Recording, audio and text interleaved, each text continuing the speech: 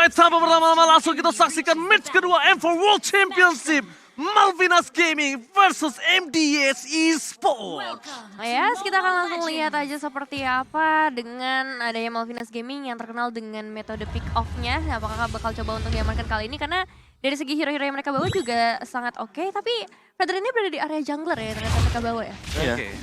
Ini adalah sempat kita mention ya. Dan ini adalah salah satu jungler yang cukup kuat menurut aku pribadi. Dia punya sustainability dan secara tidak langsung ya, ketika aku dulu cobain Fredrin di area jungler, itu agak cukup cepat juga loh ngejunglernya, Profesor. Iya, apalagi dengan item tank yang kita tahu sendiri, semakin banyak pool darah yang dimiliki oleh sosok jungler, itu true damage yang nantinya akan diberikan bagi pemegang Retribution akan jauh lebih besar dan mempermudah melakukan sebuah jungle di menit awal sampai nanti di late game sekalipun. Dan aku melihat, Nevin, satu keuntungan dari Fredrin jungler adalah ketika junglernya tidak terlalu depending on purple buff. Iya, benar juga. Dia nggak harus selalu mendapatkan purple buff, tapi untuk orange buff-nya sih, dengan kenaikan level dari seorang Fredrin itu bakal berpengaruh cukup besar juga, terutama dia kan bakal dibutuhkan ya untuk ada di sisi depan sebagai seorang frontliner. Maka coba dipaksa first blood, tapi ini akan membalikan kembali keadaan di mana Faramis harus mundur ke arah belakang.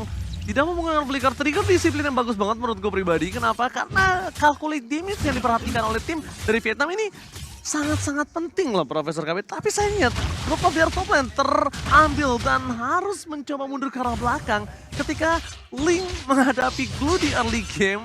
Ya, Glue nggak bisa ditumbangin oleh Link dan Link akan kehilangan banyak banget source skill yang dia miliki. Bahkan itu lihat deh, itu Joga level 4 dan untuk Dragonnya dia di level yang ketiga. Bayangkan bagaimana menjengkelkannya satu sosok Glue ketika berada di early game. Ini fase yang sangat menguntungkan tentunya dan harus secepat mungkin dilakukan snowball oleh teman-teman dari Malvinas Gaming itu sendiri. Betul. Nah, ini dia Turtle Camp by UBS Gold udah mulai muncul, menandakan akan adanya kontes mungkin terjadi di bagian bawah pastinya, karena beberapa setup juga udah mulai terlihat di sana dari Nerd dan juga Step. Yes, dan bahkan kalau bisa kita lihat di sini Jinard masih terlalu terburu-buru untuk maju ke depan. Informasi akan telah diberikan di mana turtle-nya telah dipegang oleh para pemain dari tim Malvinas Gaming. Malvinas Gaming kali ini 4 lawan 4 akan berada di arah turtle. Mundur ke arah belakang, MVG, Dragon, Malvinas mau coba masuk, 16 mau coba di setup, dan ternyata dapat soul plate, Retribution tidak masih didapatkan, bahkan kali ini satu poin kill diamankan oleh para pemain dari tim MDS. Lihat, dengan Retribution yang sangat baik, dengan first point didapatkan, tapi dia udah gak punya first points, dia harus lari ke arah belakang, belum mencoba untuk menangkap satu, dan tidak berhasil ditunggangi, sayang banget, dan hanya harus kehilangan 3 pemain dari MDS Esports.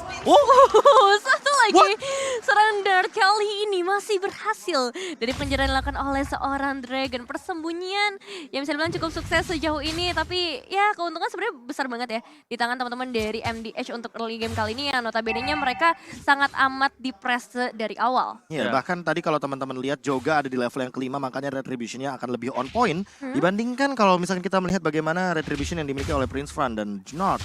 Dia tadi sempat mengumpat atau bisa dibilang menghilang dari deteksi seorang Dragon, sampai-sampai Dragonnya nggak notice kalau seandainya dia ada di sampingnya, persis di rumput dekat purple buff. Jujur aja ya, aku ngelihat permainan dari MDH ini, mereka main ke arah mind blowing. Kenapa? Dia mainnya mindset dari Malvinas Gaming yang memiliki komposisi draft pick menurut aku cukup kuat. Tapi ini tidak bisa mereka mainkan di area mid atau late game. Gimana caranya kali ini akan bisa sustain menuju ke late game? Lihat, dia udah punya satu buah corrosion sight yang mungkin akan membuat dia lebih kuat lagi nantinya. Dan Dragon ini lagi-lagi harus menjadi pilihan yang sangat-sangat diperhitungkan oleh para pemain dari tim Malvinas Gaming. Jinard, duel Dragon, terlalu all in terhadap seorang Glue. Tapi ini apakah berhasil? Dan menurut aku terlalu sayang. Glue di all in di early game, ya kayaknya masih belum capable punya satu buah damage ya, Profesor ya. Ya, kalau kita ngomongin soal bagaimana untuk burst down ke arah Glue juga membutuhkan sekali Faramis, makanya tadi Faramisnya berada di tempat yang sangat jauh dari Need My Help, makanya nggak bakal ada Ghostbuster untuk mendapatkan satu damage dari Dragonnya yang bahkan sampai sekarang Vengeance-nya pun belum digunakan. Iya, emang dari sejauh ini sih emang Glue-nya bakal menjadi pengganggu, benar-benar besar banget impact-nya. Sudah tadi kita lihat juga, dan sejauh ini Turtle Camp muncul lagi by UBS Gold, pastinya menandakan akan ada pertemuan antara kedua tim lagi-lagi dan lagi. Joga yang udah mulai muncul juga, tapi di sisi lain perpecahan dilakukan, mencoba untuk mengambil Jinardnya terlebih dahulu supaya gak ada gangguan dari The Way of Dragon ya. Ini dia saatnya perperangan akan terjadi, Retribution di source point. Dan lihat, no more Temples of Blade berhasil dihilangkan begitu saja dengan satu buah blessing ke arah belakang. Jolkru mencoba untuk menutup, tapi lihat di sana tiba-tiba datang dengan satu buah karinya. Double manipulation, dibalaskan kembali ke kanannya, dan bahkan telah hilang. MDH Sport terlalu terburu-buru dengan keuntungan yang dia miliki di war yang pertama. Ternyata dia lupa kalau misalnya Malvinas Gaming juga masih punya power. Nomen dan Blaze-nya kali ini di cover langsung di belakang Freden dan tidak bisa dibendung, Nevin. Iya, ini power yang besar banget, tapi buat kalian yang pengen dapat power besar juga, kalian bisa dapetin diskon sampai dengan 90% dari Grab. Tinggal pakai promo yang ada di bawah sini atau langsung scan aja. Ya, Iya. Startle Slain by UBS Gold kali ini membuat Malvinas Gaming unggul 73 gold, Profesor. Dan bahkan ditambah dengan tadi ada yang lihat nggak bahwa Joel Crew dan juga Hehe tiba-tiba hadir di area mid lane hanya untuk memberikan tekanan dan bahkan join team fight, namun Hehe mencoba untuk mundur juga dan kayaknya masih mampu ditumbangkan oleh teman-teman dari Malvinas Gaming. Nggak ada yang bisa dilakukan lagi karena pasifnya pecah, berhasil membuat satu buah poin kill dari top lane. Dan tadi Hehe punya keputusan yang cukup tepat. Setidaknya dia melakukan clear, dia mundur lagi ke belakang, dia dapetin satu buah gerobak. It's okay, no problem.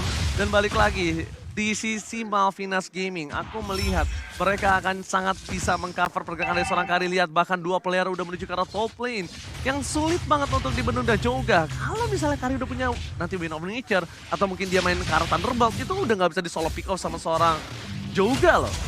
Emang dari awal nih Karinya harus banget dibantuin karena kita tahu sendiri Cloud di area late game itu bakal cukup berbahaya apalagi dengan mobilitasnya yang sangat amat tinggi. Dan untuk saat ini spek yang tinggi juga buat kalian para gamers bisa dapatkan di Infinix Note 12 2023. Dan so far kita akan melihat Jenar yang harus langsung hilang dalam sekejap mata ketika pergi terlalu jauh, nampaknya memasuki ke dalam kandang yang dimiliki oleh 3 pemain Malvinas Gaming. Ingat, ini Kari. Dia nggak butuh item banyak. Dia hanya butuh gimana caranya pasifnya nyala semua. Dan dari segi lapu-lapu atau chow sekalipun Profesor KB, dia mau coba nahan damage Kari itu impossible to think menurut gua. Apalagi dengan attack speed yang sangat tinggi dari Corruption Society yang udah jadi. Ya. Mungkin item keduanya juga akan menuju kepada Demon Hunter Sword agar nantinya Juno dan juga bagaimana The King ini tidak bisa lagi membendung damage yang begitu tinggi. Ya, mereka keuntungan yang dimiliki dari tim MDH kali ini udah dibalikan kembali oleh tim Malvinas Gaming. Dragon, kita tahu yang dari tadi memiliki keuntungan dia harus depan dan dia untuk di pick off butuh banyak platform skill. Dia menjadi posisi yang bagus, tapi lihat mana Blast masih melakukan satu, Reda bisa dikeluarkan, tapi lihat no time of late again. Real Mode Manipulation kali ini dibuka untuk melakukan defensif, tapi lihat Cloud-nya nggak bisa masuk lebih dengan buru-buru. Dia nggak punya item, kalau dia masuk itu namanya satu Nevin, menyerahkan nyawa kepada sang ilahi. Berpasrah saja ya, tapi ini satu eliminasi yang penting apalagi kali ini mereka bisa dapetin space juga di area bottom lane menuju ke arah seorang The King ya. Ada Steph juga datang di waktu yang sangat amat tepat membuat Malvinas Gaming mendapatkan keuntungan yang besar Ranger Mas. Oh, one last hit! Dan lihat, satu wave still survive di bottom lane dan bahkan para pemain dari tim MDH mereka gagal mendapatkan seorang Harley. Cuma butuh satu poin atau bahkan one last hit yang nggak berarti didapatkan. Tidak ada pertukaran di arah bottom lane. King harus ditumbangkan dan sayang seribu sayang karena menurut aku pribadi Eve ini adalah menjadi salah satu orang yang bisa melindungi Malvinas Gaming ketika tim fight nanti Profesor dan juga Nevin. Ya, apalagi kalau misalkan kita melihat dari tadi ya, posisi dari seorang Harley benar-benar berada di belakang sekali. Walaupun sempat di zone out sama Gnar, tapi follow up damage-nya Joga ini belum cukup untuk menumbangkan ke arah Harley yang kita tahu sendiri. Real World Manipulation itu memiliki shield absorb, jadi dia akan lebih lama lagi ketika mengeluarkan ultimate di waktu yang bersamaan bisa ofensif dan bisa defensif. Oh, lihat The King mencoba untuk ke arah belakang. Duel Dragon terhadap seorang Lolita mencoba di follow up begitu saja. Saya episode B, dapat satu more point kill. Real World Manipulation, dia masuk lane. Dan Faramis still survive dan ini dia membalikan kembali keadaan yang dimiliki oleh seorang Maramis yang dimana Faramis menyelamatkan hari dari MDH Esport. Kalau tidak ada Faramis itu pasti instan point kill yang didapatkan oleh tim Malvinas Gaming, Nevin. Iya, sebenarnya udah banyak banget damage yang bisa dikeluarkan oleh Malvinas Gaming, tapi ketika ada Faramis di sana nyawanya dikali 2 itu membuat dari MDH bisa bertahan dengan HP yang benar-benar masih prima banget sejauh ini. Langsung kabur semuanya. Curang. Langsung kabur semuanya. Stacknya full langsung kabur. Bener banget, stacknya full kabur daripada nanti kena grab-grab ya. Yes, split, grab. Dan kalau bisa kita lihat, ini mereka mencoba mengarah ke arah satu buah wall. Tapi lihat, Way of Dragon telah dikeluarkan. Prince Farm harus mundur kali ini karena tidak boleh terlalu nafsu. Tapi lihat yang dilakukan terhadap para pemain dari tim MDH. Ada pecah dua team fight yang terjadi dan bahkan mereka hanya bisa menukar satu untuk satu. Ternyata satu pun untuk satu pun tidak. Dan ini keuntungan yang sangat jelas di tangan dari Malvinas Gaming selama mereka masih bisa bermain dengan tempo yang standar. Retribution telah didapatkan. Free Retribution.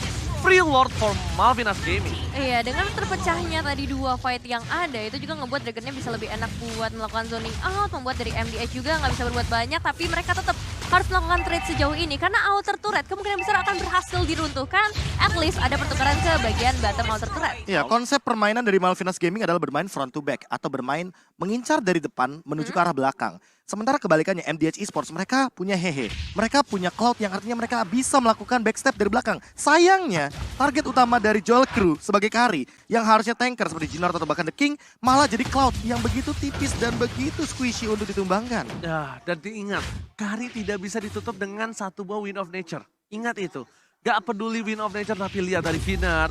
Jangan terlalu depan, ingat karinya bakal menempel pergerakan dari seorang Harley. Bakal coba tibat kembali, The Whales Dragon telah dikeluarkan. Tidak bisa dibawa, Jinard tangan tumbang. Dan bahkan kali siapa telah dikeluarkan for defensive. Mundur ke arah belakang, Faramis still save the day untuk tim MDH Esports. Tapi bukan itu problem utamanya. Gimana caranya mereka bisa mempertahankan base mereka dari super minion yang bergerak di 3 lane yang berbeda bersama dengan satu lot yang free di arah top lane. Iya, itu Cold Altar yang benar-benar on time banget, tapi ya benar masalah berikutnya yang paling besar adalah untuk mempertahankan base turret mereka yang tersisa karena Lordnya udah mulai masuk memberikan damage yang cukup besar juga, membuat The King harus berada di bagian terdepan kali ini, membuat satu benteng pertahanan yang begitu besar, tapi lihat damage dari seorang Karinya nggak bisa ditahankan Ranger Emas.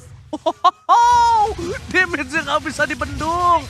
Joel Crew, Profesor KB dan juga Nevin, aku udah bilang sebelumnya, Cho, Lapu-Lapu, mungkin ini dua hero yang paling kuat di tangan dari MDH Esports itu gak bakal bisa bendung langsung dan itemnya. Silakan Profesor. Udah mau menuju ke arah Golden Staff sepertinya.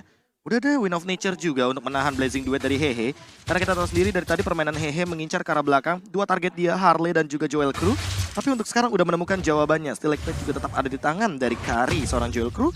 Cuma yang paling nantinya akan menjadi malapetaka adalah ketika antara Steppy dan juga dari Dragon dan Prince Fran kalau misalkan dia sudah selesai dengan Blade Armor. Ini Hehe nggak bakal bisa punya target yang benar-benar optimal kalau mau main front to back. Karena itu Blade Armor akan sedikit menahan bagaimana pantulan damage fisikal yang dikeluarkan oleh Cloud. Oke, tapi kalau menurut aku pribadi Profesor KB ya, mereka punya charge. Gimana caranya Lapu-Lapu ini menuju ke arah If? Gimana caranya Lapu-Lapu ini bisa mendungin seorang If? Tapi lihat, Flicker dikeluarkan, Duel Trigger, di follow up damage dengan Nominal Blast bersama dengan World Manipulation, fokus ke arah belakang dan bahkan Blessing to it! Kali ini nggak bisa berhasil mendapatkan impact yang cukup tinggi. Damage-nya tidak bisa masuk dengan maksimal. Dan bahkan mereka harus mundur ke arah belakang ketika Jinard instant point kill. Dan untungnya ditukar dengan Harley. All in terhadap Harley setidaknya menjadi poin yang cukup penting untuk para pemain dari tim MDH Esports. Iya sih, terlihat fokus utama mereka dari MDH terutama tadi menuju ke arah Eve-nya. Karena memang dari tadi kita ngelihat banyak banget pergerakan dari MDH yang harusnya bisa dilakukan itu dihalangin sama efek slow dari Eve-nya itu sendiri. Dan tercamp by UBS Gold sudah mulai terlihat kali ini untuk Lord-nya. Alright, Dragon bakal coba untuk melakukan rotasi ke arah bawah. Mencoba untuk membuka vision dan memiliki dari tim Malvinas Gaming. Sedangkan Joel Crew bersama dengan Prince Plane dia akan benar-benar cukup cepat untuk mendapatkan satu buah lotnya. Mungkin lotnya masih menit 12, tidak terlalu kuat untuk ditumbangkan. Dan lihat, Joga ini menjadi salah satu orang yang bisa melakukan adu retribution contest. Oh, Cloud-nya tiba-tiba terpick off, tidak terlihat di dalam kamera. Tiba-tiba di arah mid lane dia terpick off begitu saja. Teamfight akan coba terjadi, Dragon membuka begitu saja. Tapi para pemain dari tim Malvinas Gaming mereka ingin lebih fokus untuk mendapatkan Lord-nya. Memastikan kemenangan untuk tim mereka karena base-nya udah tidak punya pasif lagi. Tapi itu yang aku sempat sounding oleh seorang Nevin. Fredrin punya keuntungan. Tidak depending on purple buff. Ini ngebuat dia punya power yang besar banget, sustainnya juga tinggi, ditambah lagi ada sosok Dragon yang selalu siap juga di area terdepan. Meskipun kalau kita ngeliat dari line-up emang ini banyak banget counter yang menuju ke arah Blue. Cuma dengan efek goldnya yang berbeda cukup jauh, ini nggak jadi masalah besar untuk Blue-nya sejauh ini. Iya, nggak terlalu meng-counter apalagi ketika Dragonnya sudah selesai dengan Arena Shield. Jadi kayaknya need my help bukan menjadi sebuah ancaman tentunya bagi Glue. Namun di arah bottom lane, The King sudah mengeluarkan ultimate-nya. Dia lepas dari satu buah formasi Faramis yang telah menyelamatkan dirinya dari World Manipulation. Di arah bottom lane, mereka nggak bisa bertahan kembali. Joga untungnya telah menyelesaikan Lord di arah top lane. Keputusan yang tepat, 1 versus 1 dengan Lord. Karena setidaknya mereka tinggal mempertahankan dari super minion. Bukan mempertahankan dari Lord. Mereka tidak terpecah dalam 3 posisi yang berbeda. Dengan adanya seorang Lapu-Lapu tidak ada dan ditumbangkan oleh tim Malvinas Game. Ini menjadi keuntungan pribadi loh untuk seorang Harley. Tapi bukan jadi masalah besar juga sebenarnya untuk The King yang harus tumbang karena emang pertukarannya masih cukup worth it ya sedari tadi kita lihat. Dan kali ini Malvinas Gaming udah mulai mendekat dengan 116 yang lepasang di sana mencoba untuk mendapatkan eliminasi lagi Ranger Mas. Oh my god, Nominal Blast with Flicker berhasil mendapatkan satu Maramis poin pentingnya. Jinar tidak bisa masuk lebih dalam lagi, dia bisa terlalu besar dari suara Kari. Bersama dengan lampu-lampu, Brave Factorsnya kali ini nggak membuat sama sekali impact. Tidak memberikan damage, sedangkan Malvinas Gaming fokus ke base turret di arah top lane dan di arah mid lane. Mereka nggak gentar untuk bisa menumbangkan base turret yang dimiliki dari tim MDH Esports. Iya, disiplin yang emang harus dilakukan ya sejauh ini karena ini ada di kondisi krusial. Balik lagi satu momentum aja bakal berpengaruh Ranger Mas. Alright, tim patah kembali akan terjadi. Jinar akan coba dipecahkan, Flicker telah dikeluarkan. Lomena Blaze! Kali ini berhasil mendapatkan satu momen keutamaan dan mega kill didapatkan oleh seorang Kari. Ditawar dengan satu momen Flicker ke arah depan. Membuat Kari kali ini lebih strong dan ternyata ini akan menjadi salah satu tim fight yang paling buruk untuk MDH Esports. Ini bencana! 3 hilang, tersisa 2. Apakah ini mendapatkan mini aku untuk tim dari Malvinas Gaming? Oke, triple kill udah berhasil diamankan juga 2 pemain tersisa tapi masih ada tembus offlane yang akan dibuka oleh seorang Joga terlebih dahulu namun fokus karena base-nya kali ini bakal menjadi kemenangan untuk Malvinas Gaming. Malvinas Gaming take the game!